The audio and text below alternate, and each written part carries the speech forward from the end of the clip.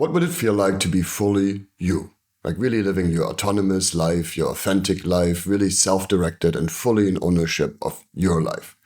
Well, the key to that is understanding the paradox of separation and integration. Because all experiences happen because of separation, right? If you weren't separate from the rest of the world, you wouldn't actually be having this experience right now, right? So you have to separate yourself first.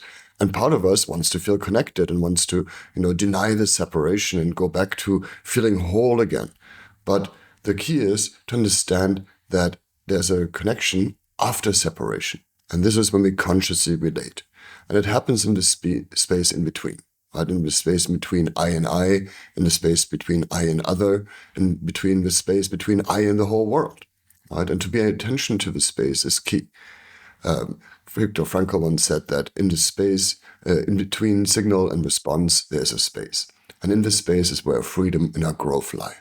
Right? This is that space when we choose our response rather than simply reacting to the world around us.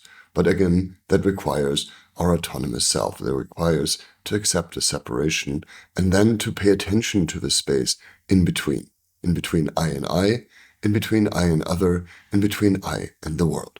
So today, take some time when you notice yourself in this world to pay attention to this space. The space that you have at any point in time. There's nothing you need to react to immediately.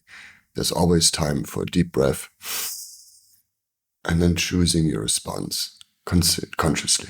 So relate consciously today to yourself, to others, and the world by paying attention to the space in between.